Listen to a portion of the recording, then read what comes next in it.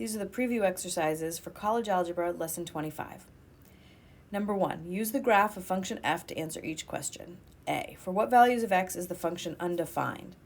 So it looks like I have this blue dashed line is a place that the graph never actually gets to. Like this pink graph is getting closer and closer and closer to this blue line, but never gets there from the right and from the left.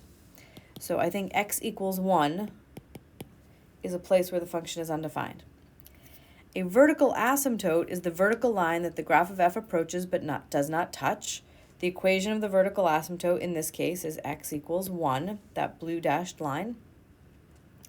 A horizontal asymptote is a horizontal line that the graph approaches at the far right and the far left. So this graph is coming down towards the x-axis, and this graph is going up towards the x-axis at the far right and at the far left, respectively. So the x-axis appears to be a horizontal asymptote, and the equation of the horizontal asymptote, which is the x-axis, is y equals 0.